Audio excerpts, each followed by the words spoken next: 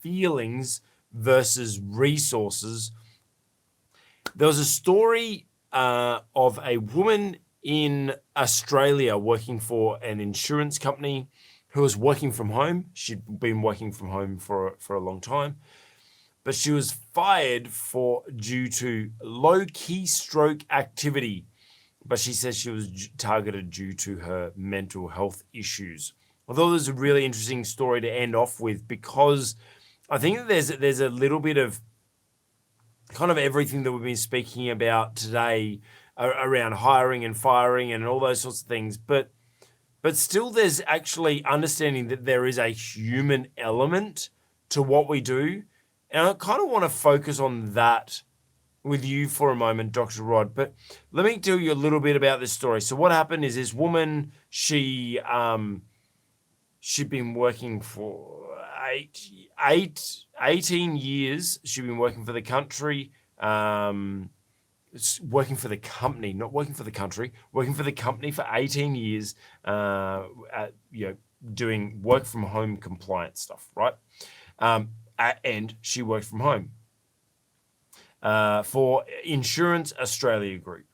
And the company in November noticed that her work performance was really dropping. She'd been given some formal warnings. Then she continued to miss deadlines and meetings and was absent and unreachable and everything like that. So the company introduced a keystroke technology that would monitor her activity, and over the course of 49 working days.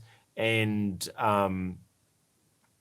there was all these over all this time, there was a bunch of so many hours where there was actually 0 keystrokes, and where there was 60 hours in one month there was 0. So 0 keystrokes were recorded for 17 hours, 117 hours in October.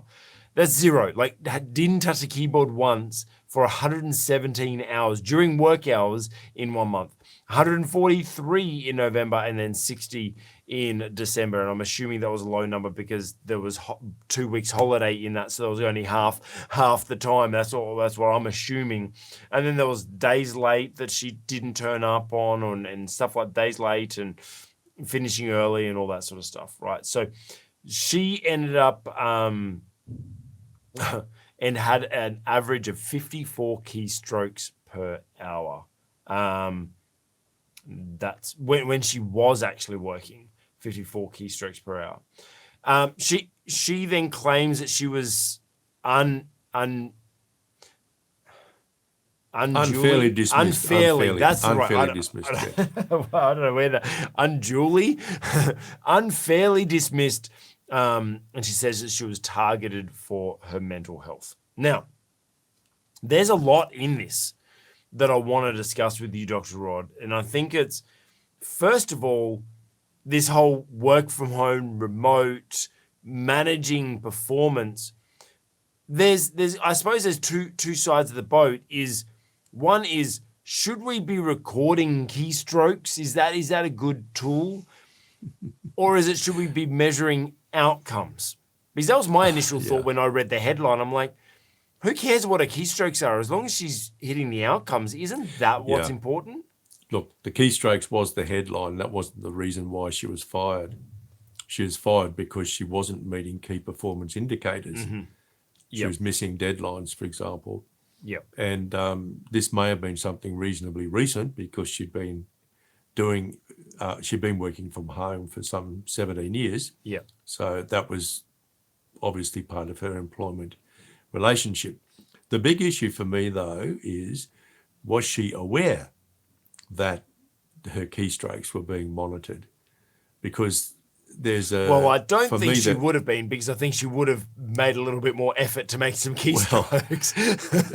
But the funny thing is that during COVID, when so many people were working from home, I remember seeing stuff on social media, make sure you do a few keystrokes every hour because your boss will be watching you.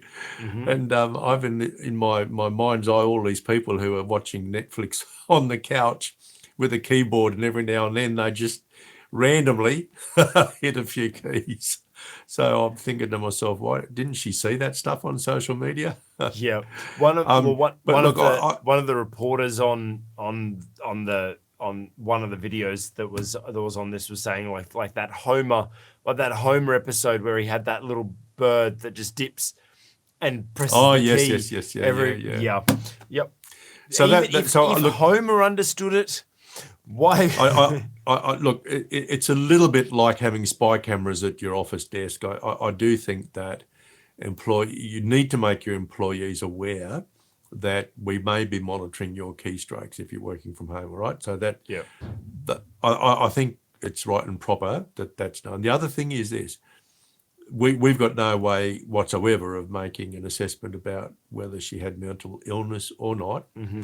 But I think we also have to understand that if you're ill for any reason, and it's a long-term illness which impairs your performance, under Australian law, employers actually have the right to terminate your employment.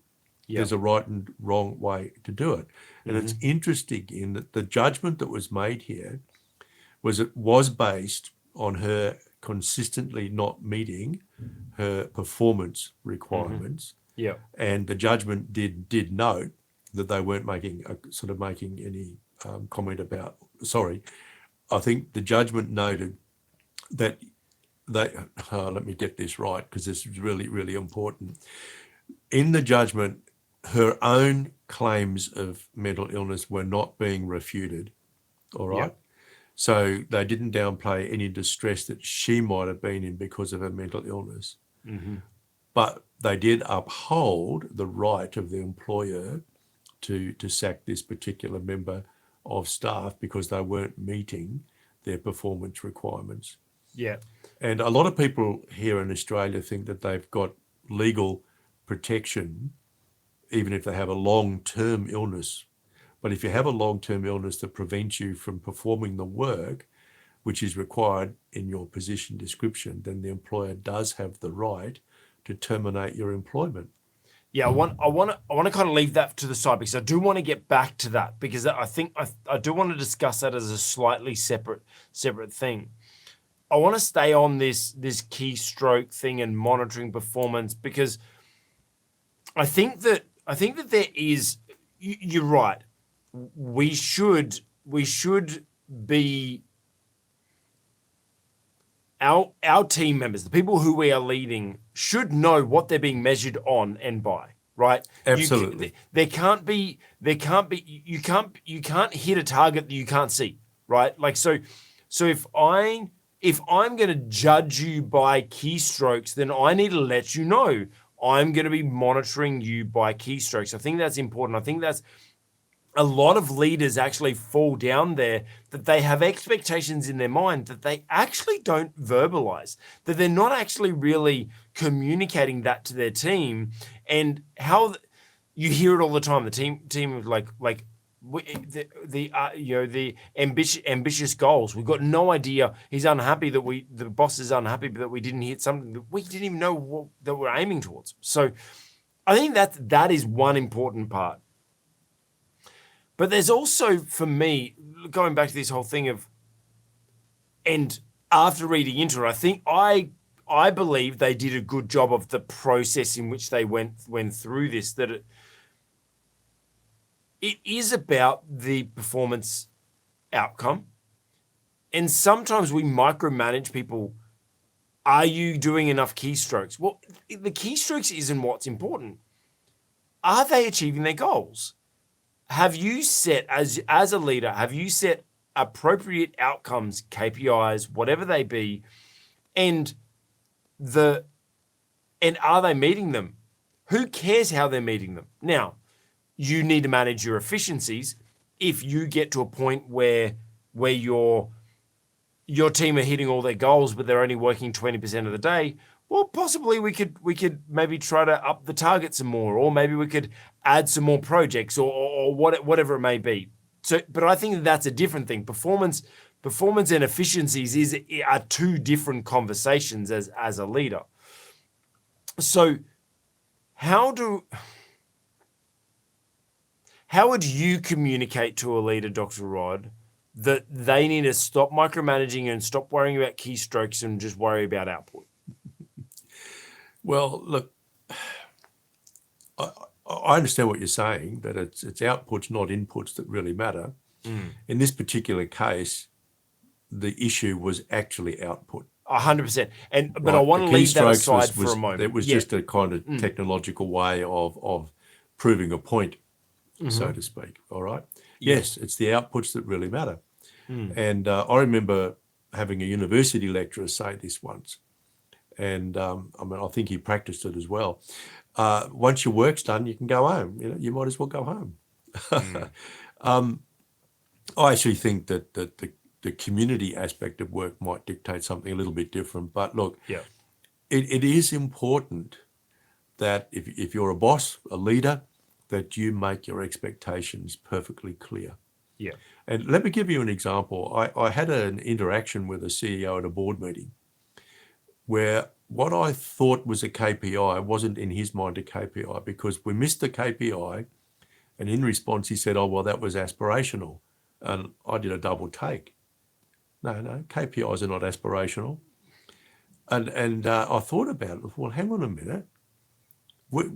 There's been a little tiny bit of mix up here in the communication, because I had a particular idea in my mind that a KPI was something, it was a target. You better meet that target or else there'll be consequences. Yeah. For him, it was something we aspire to. Now, something we aspire to is not necessarily something we feel we can be held to. Yeah. You know what I mean? It's a bit different. But a KPI is. So that's kind of like the difference between a goal, or a vision almost. Absolutely. And a KPI. Absolutely. Look, I know I would say, if I had to be self-critical, I've had more dreams than strategies in my own life. I've dreamt about things, and I've still got some dreams. But you see, unless I build a strategy around those dreams, they're just going to be dreams. Yes.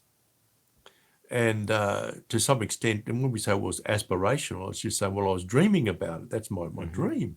But when you turn it into a KPI, you're actually putting a number and a timeline on it, which is very, very different. So I think, we better understand our language here. That's really good. Just make sure that there's no miscommunication. Now, I think one of the ways to do that as a leader is, one, repeat what we're saying, but then two, check for understanding. And there's no better way than saying, so what's your understanding of this? What is it that I'm asking you to do? Yeah. I didn't do that in that particular, because I made this. Oh, everybody knows what a KPI is. Well, everybody doesn't know what a KPI is. Yeah. You would assume that everyone knows what a KPI is. Well, either because they haven't read the same textbooks I've read, or because I've come in, new director, and I don't know enough about the culture to understand that in this culture, a KPI is aspirational, or we've allowed people to treat it as aspirational. Yeah. So it's a communication issue. We've got to get the communication right. We have to make our expectations perfectly clear, and we also have to make clear the personal responsibility, but the outcomes associated with either meeting or not meeting the KPI, which is not necessarily, well, if you don't meet all your KPIs, we're going to sack you.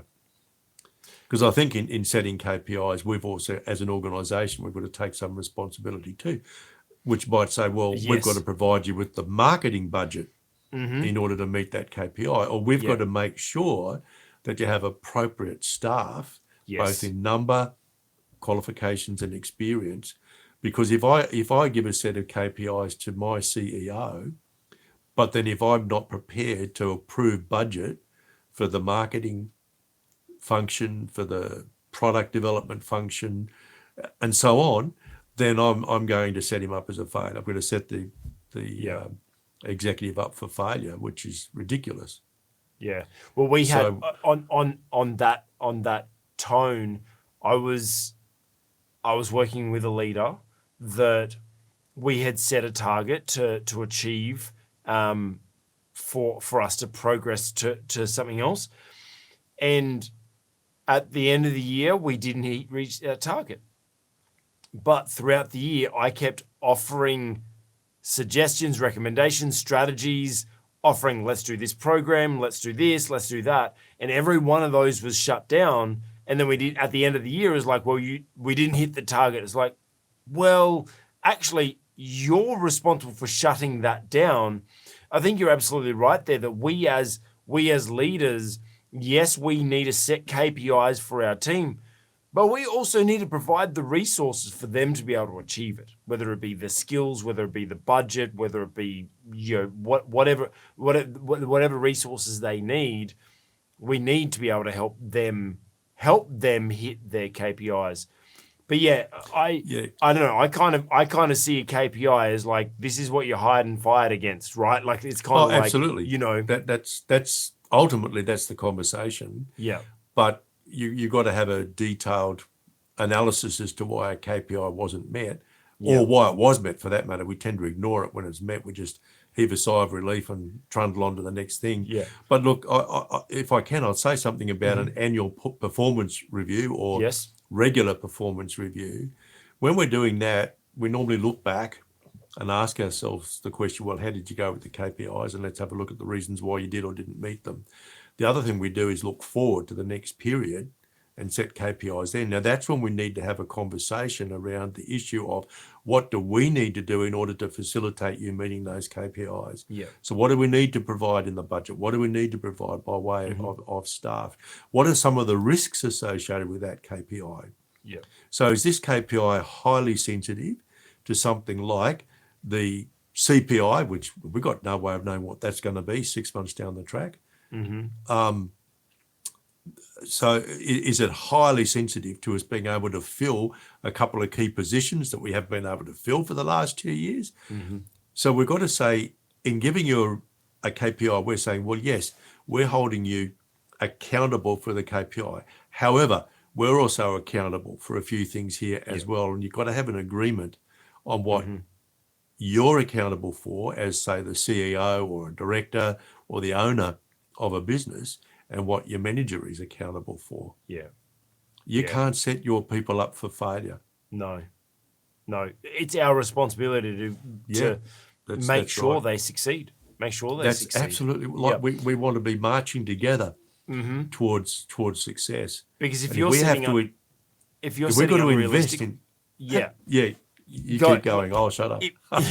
If you're setting unrealistic goals, and your team continually, repeatedly, and routinely miss the KPI, they're going to be unmotivated. And every time you then, actually going back to your story, then every time you set a KPI, it becomes, oh yeah, that's a nice dream, but no one's actually going to be driving towards it because it's like, well, we never hit them anyway, so it doesn't matter. Well, I can remember once in a CEO role, I said to the director, to the chair of the board, what are my KPIs? And he's response, oh, well, you go and set KPIs for all your staff and then we'll talk about yours. And I'm thinking, no. You got it exactly around the wrong way. If I don't know. Now, for me, that left me in a position where I had to discover my KPIs. That was pretty tough, let me tell you. Yeah.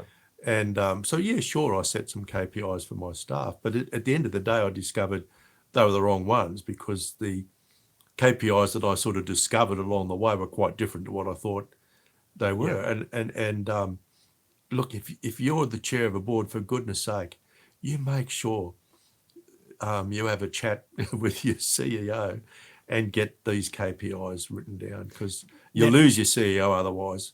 Now, either also through resignation or stress. And that's in any role, though. Like you're saying CEO, but like any leadership role. But I want to speak to, there's a lot of business owners or leaders that would be maybe hiring their first leader to kind of take over their role, and maybe they don't have everything set up. Now, it's very important that when you're recruiting that you have all of your things set up, that we spend time setting up 13-week induction programs, position descriptions, org charts, recruiting programs. We do all of that, right? It's intense to be able to do that properly. And most people don't do it properly. They don't have the time to do it, so they just hire off a whim or whatever. And there is place for that. Please understand, like, it's not like you need. Dr. Rod said, like, he got told to just go and discover his KPIs. There is actually a place for that. Sometimes we encourage people to hire someone, and if they have enough skill or experience, do give them some freedom, especially if it's in a new role, and just go, hey, we're figuring this out together. Let's look, you go and discover and figure out, but we as a leader need to give them the boundaries for that. We as a leader need to help structure that. We as a leader need to help position that at times, rather than just allowing them like, oh, well, you figure it out yourself. No, it's not. There's a difference between delegation and abdication, right? So you delegate something to them and go, look, I haven't got this set for. I trust you. I trust your experience. You go and discover this, but let's work this out to come back and report to me. We'll figure this out. Then you give them feedback on that, rather than it just being purely abdication of like, oh yeah, you just create your own, all right?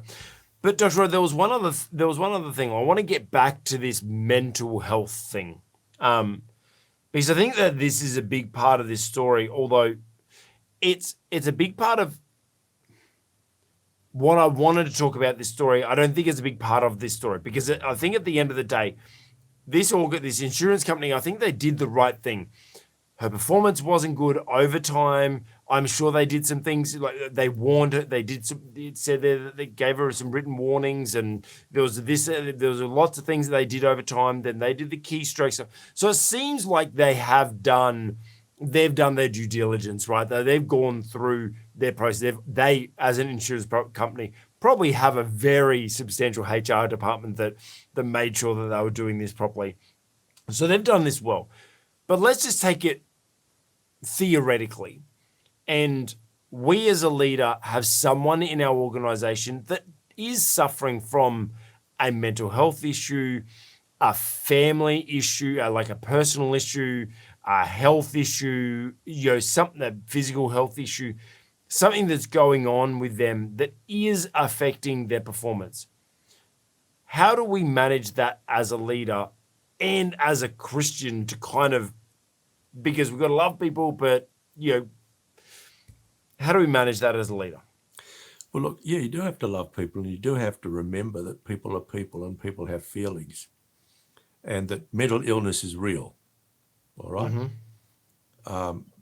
I think I've shared before that, there was a time in my life where I needed the professional help of a psychiatrist because I was undergoing a long period of very, very serious depression. I needed help.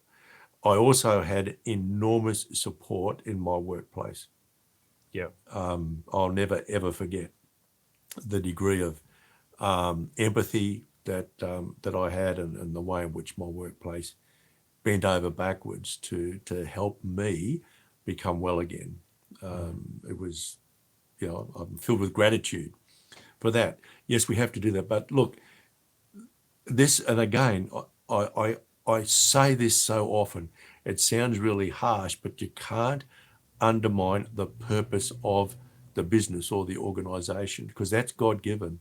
If you're a Christian, I hope you're on the assignment that God has given you, that the mission that you have for your business is reflective of what God wants your business to exist for. So you can't undermine that. However, don't forget that there's also the principle of neighbor love. Yep. So expressing neighbor love doesn't mean allowing your business to go under and therefore having no work for anybody. But I think, number one, you should recognize that mental illness is an illness, the same as any other illness, and that to the extent that you're able to, you should be able to provide your people with some relief. Now, look, in Australia, we have legislative obligations for employers to extend sick leave to staff, and mental illness is covered by sick leave. I think where you're able to, without undermining the purpose of the organisation, extend people some further consideration. Allow them to go on leave for half pay or to have a little bit of extra paid sick leave, providing that you're able to do that. If you're a larger organisation, you may well have access to consultancies who can help you with mental health management in the workplace. In fact, there's a whole, I guess, a subset of human resource helpers which are focused on keeping people mentally healthy in the workplace. Now, that's an investment in prevention rather than an investment in, as it were, the ambulance at the bottom of the cliff. It's like investing in the fence at the top of the cliff rather than the ambulance at the bottom. Yeah. And this is very difficult if it's a family-run business without very much revenue. But if it's a larger business with substantial revenue, then look at investing in the overall mental health of the full workforce. Look, there are lots and lots of businesses now, for example, that will pay gym memberships or, provide other incentives for people to get involved in a gym, which is going to help physical and mental health. But there are also now lots of highly reputable professional companies that will provide mental health. There is a name, the name of this area escapes me. Someone watching will know it. I had a friend who sadly is now deceased who specialised in this area. Yep. The program he offered was just unbelievable. It was really good. Erin, who has been on this podcast before and is one of our directors, she's a psychologist and that's what she specialises in. Well, she'll tell me what the word is that I've forgotten, but mental honestly, health stuff. It's brilliant. It is absolutely brilliant. It will build resilience in your people in the area of sort of mental health resilience. Yeah. In the long run, almost certainly it will save you money, particularly in a regime like we have in Australia. It may be a little bit different in the United States, but certainly here in Australia, I think, and in much of Europe as well, we have quite different regulations concerning hiring and firing people. But it's a really good investment. And I think it's an expression of neighbour love to the extent that you're able to provide your employees with opportunities to grow and to stay healthy. Yeah. Now, on that point, first of all, yes, offering additional training, expanding their skills, in giving them opportunities to try new things, all that sort of stuff, definitely invest in your people to make sure they're valued.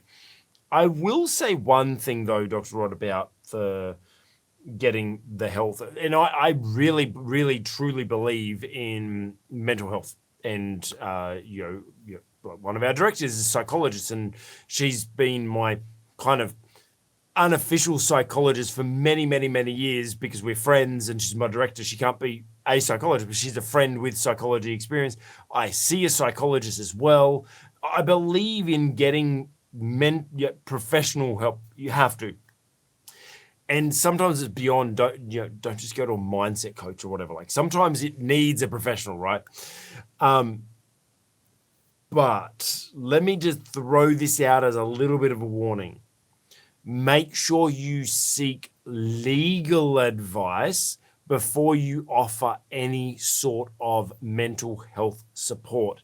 There are some risks that come from you offering that because it can be perceived that because you're offering it, you're then admitting fault that you're providing a stressful work environment or whatever, right? So be very careful. I completely agree with everything that you're saying, Dr. Rodden. I believe that we should be supporting them, but make sure you do it properly. Make sure you seek legal advice.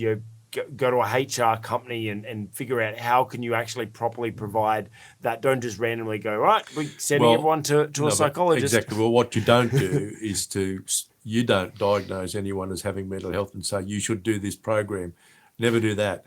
Yeah. I'm talking about making a program generally available to all staff, and you do that perhaps we're making an announcement or making everybody aware that this is part of the conditions of employment here, that you can avail yourself of this at any time. Yeah. But as an employer, as a manager, as a director, don't you ever diagnose anybody's illness, No, and also I no matter what it is, mental or otherwise. Yeah, and I think one big key we can learn as leaders also is we shouldn't overstep our boundaries, right? Like we as a leader, we're not their savior. Like you were saying before, Dr. Odd, that we're not their provider. We're not their savior. We're also not their psychologist. We're not their counselor. We are their leader. Yes, we can be empathetic to them. We can be a shoulder to cry on from time to time or whatever. But make sure you have clear boundaries, because you don't want those lines blurred. Because one, you don't want to be caught out of depth. And you don't want to get caught up in giving advice on something that doesn't go right and that's outside of your area of expertise or whatever. I know that a lot of leaders, especially if you're watching this, you care for people, you love people, and you're like, I just want to help them. And so maybe you are that person that everyone's coming to and confiding. Be very careful. Be very careful. Sometimes as a leader, a lot of times as a leader, it's not our responsibility to be the answer, but point direction, direct people to the answer. So just be very, very careful of that.